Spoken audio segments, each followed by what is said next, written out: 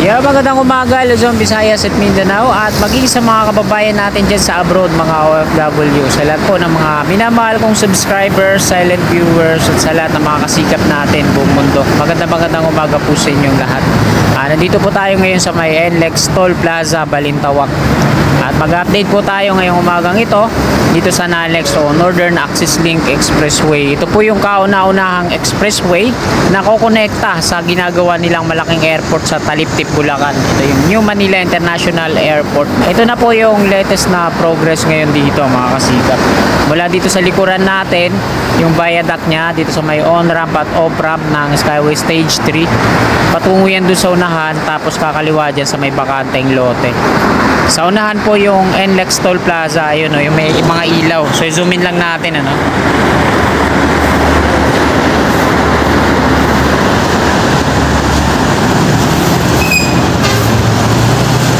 Mga ilang metro lang yung layo mula dito sa dulong viaduct ng NALEX.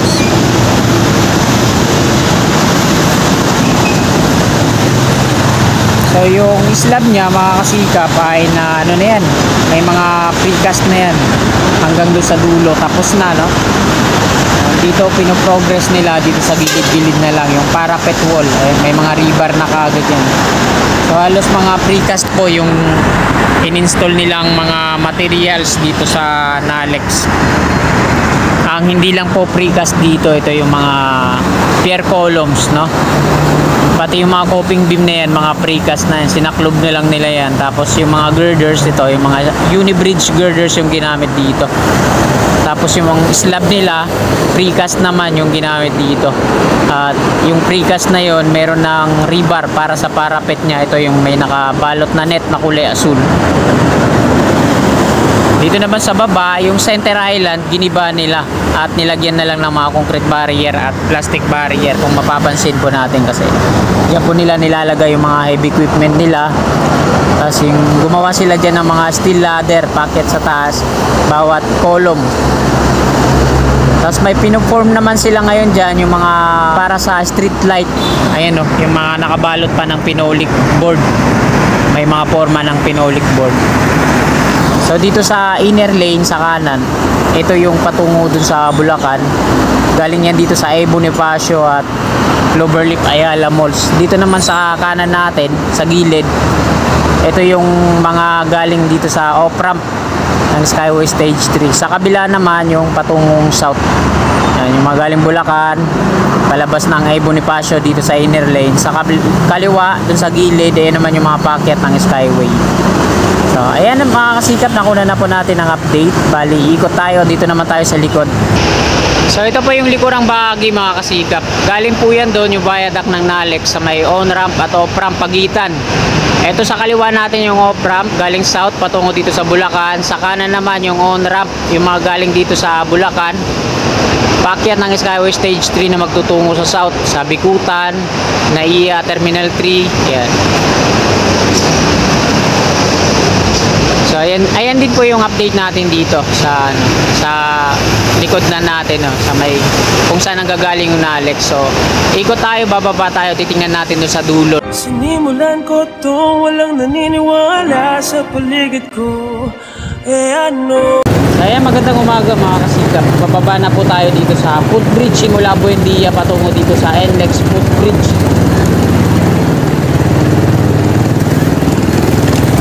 Ayan mga kasikap po. Meron pa silang mga heavy equipment doon sa dulo. Tapos nakabalot na ng net sa dulo, no? Tapos na pinoporing ata nila yung slab. Kasi bukod sa mga precast na yan, papatungan pa nila ng rebar yan para magdikit-dikit. At ipoporing nila. Ito po yung North Diversion Road West. Tanaw po natin dito yung viaduct ng NALEX.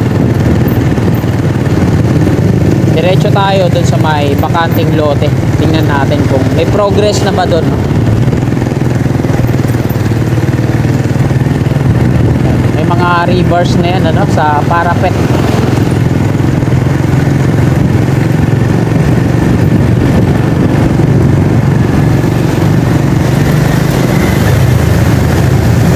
Mga precast compound wall, pader ng ano, ng expressway. So nabubulok na, no?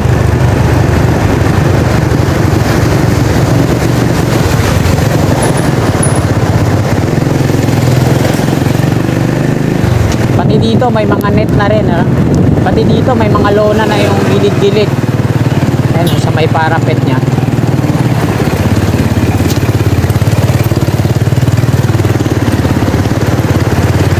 Ayan. Tapos ito na yung pinakadulo niyan, mga kasikap. So, hanggang dito pa lang siya, di pa nakakatawid dito sa West Service Road na North Diversion Road. Ayan. Bali may mga ano na siya dito, no? May mga lona yung ilalim. Baka pinuporing na nila yung slab.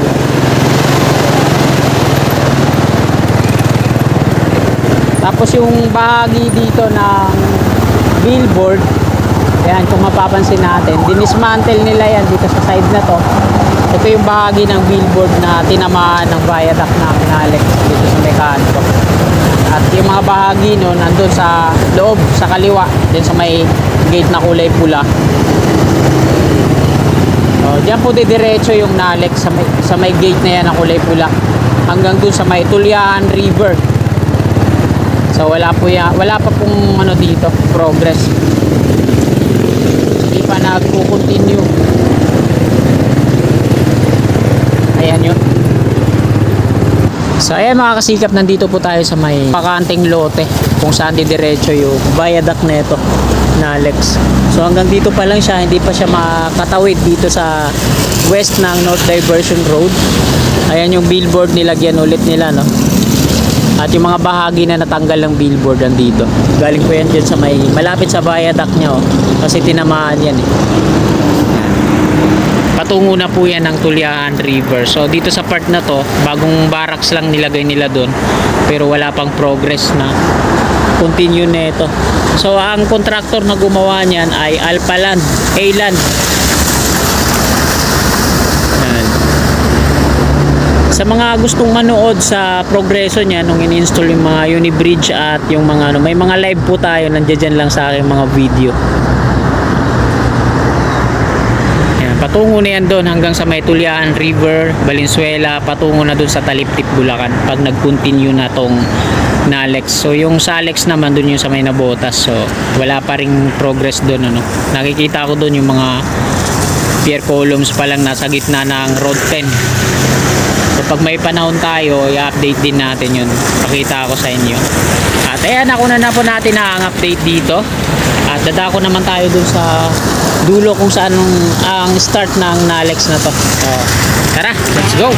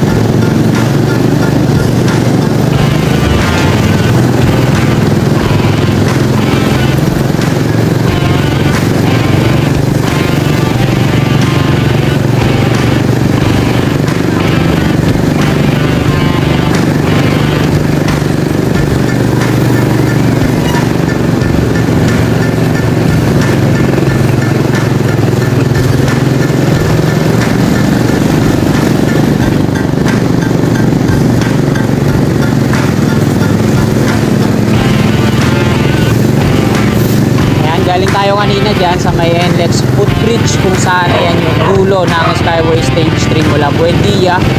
Patungo po yan dito.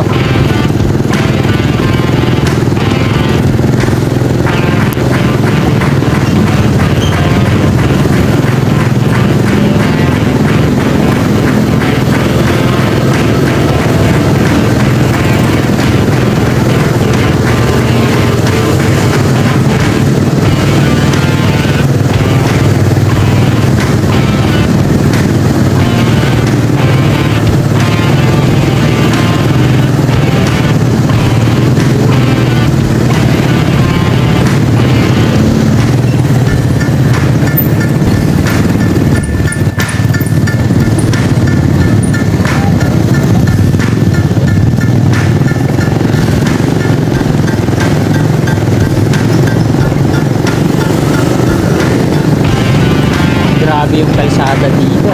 Ito dapat yung nire-repair, hindi yung magandang kalsada, asfaltado pa, nire-repair na. Sabagay, depende naman yan siguro sa nakakasakop.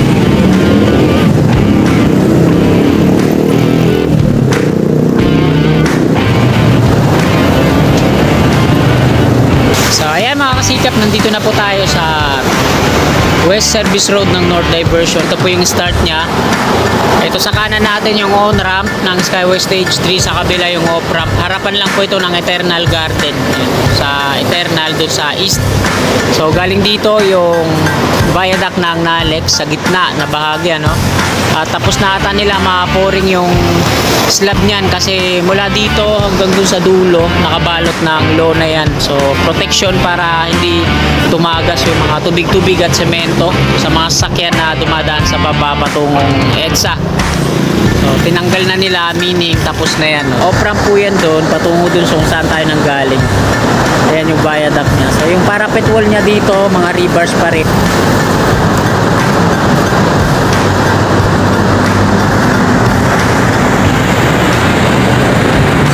Sikat na kuna na po natin, didiretso tayo doon at doon tayo mag-end ng ating video kung saan ang start ng section 5 ng Skyway Stage 3. Ito yung mula Cloverleaf Balintawak patungo dito sa NLEX Footbridge.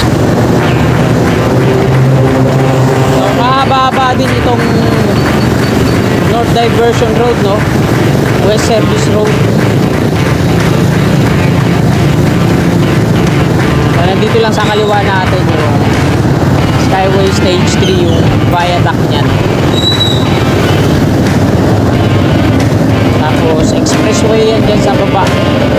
Yung maraming mga naliligaw na mga motorista, mga rider ng Lalamove at iba pa. Yan sila tinuturo ni Waze.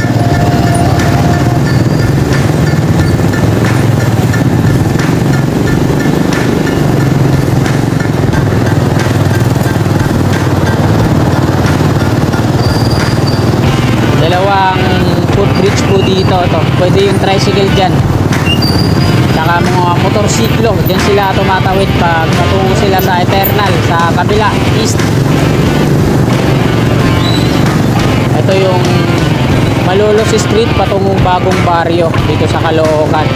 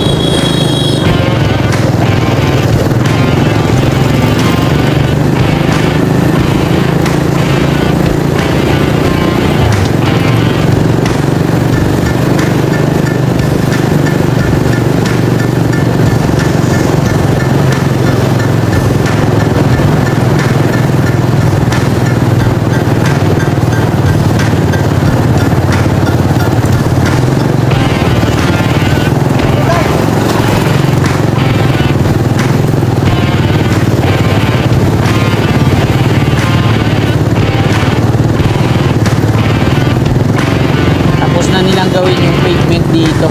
Ito yung last update natin na talagang parang kulingan na yung butas-butas dito, na pouring na pala. So ayan yung New Novaliches flyover mula Merino Highway patungo yan dyan sa baba.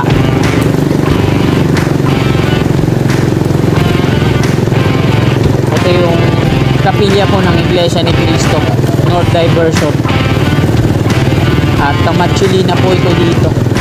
So shout out sa mga naging kabahagi ng Kamatsili na to na naninirahan na sa ibang bansa. Ito yung mga lumang footbridge na hindi na napapakinabangan at nagagamit. So may mga nakatira dyan sa taas, mga dwellers. So dito sa highway na to sa kanan, mga factories kasi yan dyan eh. Pero pwede po kayo dumaan dyan pag lalabas kayo ng EDSA. labas din sa may barangay, mga pamonumento. Ayan naman yung on-ramp ng flyover sa kabila, mga patungong Quirino at yung Tubalinches. Ayan. So dapat dyan aakyat yung mga motorista, mga lalamove at iba pa, pero nagdidire-diretso sila sa kabila at doon sa may Index Toll Plaza ang labas nila. So kawawa lang kasi natitikitan sila doon. Ayan. Dito naman sa kanan, ito yung mga palabas ng EDSA northbound, mga patungong monumento. Ito naman yung U-turn slot, yung mga galing sa EDSA southbound na patungo dun sa galing sa EDSA northbound na patungo dito sa A. Bonifacio at south. So iikot lang yan sila doon. Ayan naman yung EDSA, tapos LRT1 viaduct sa gitna, nasa taas po yung Skyway Stage 3. At sa mga magtutungo ng EDSA naman, kakanan kayo dito, iikot lang kayo at ayan, ikot lang kayo dyan sa may monumento ni Gata Andres Bonifacio. So ito yung Ayala Malls dito sa Balintawak. At dito po nag-i-start ang Skyway Stage 3 Section 5. Ang dulo po niyan doon sa may pinanggalingan ng ating, doon sa pinanggalingan natin kung saan tayo nag-start ng ating vlog. Ito yung viaduct niya na nagtataasan sa part na to. So Bonifacio na to dito mga kasikap. At ito yung laging kinukoncern ko dito, no? Ito yung main na tawiran ng mga kababayan natin, pero hindi nila magawa ng footbridge patungo din sa Ayala Malls.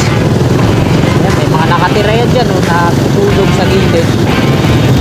So may mga ilang bahagi dito na hindi naman tinatawiran ng mga kababayan natin, kagaya din sa unahan, tapos sa may C3 Road na ang gaganda ng mga footbridge na ginawa, pero wala namang tumatawid, no?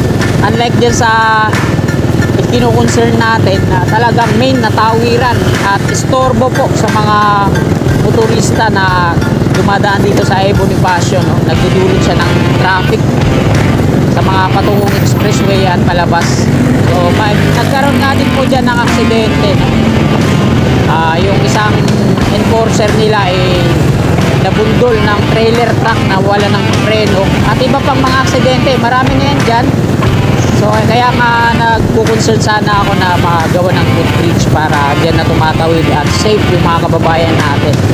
Pero hindi nila magawa ng footbridge yan. Pero dito sa ibang parte na wala namang tumatawid, kagaya na yun. Tapos dun sa kabila sa may C3, ayun ang ginawa nila ng footbridge. So Bonifacio na to mga kasikap. At dito na po nagtatapos tong video na to. Marami pong salamat sa patuloy niyong suporta sa ating YouTube channel. At sana bago nyo din tong video na to, paki-like na lang po sa mga kasikap natin na willing po sumuporta. Hindi pa nakakapag-subscribe, yan, click lang natin subscribe dyan sa baba sa gawing kanan. Bell po natin para always na updated po lagi tayo sa ating mga bago pang i-upload na video. Maraming salamat, magandang umaga at God bless po sa ating lahat.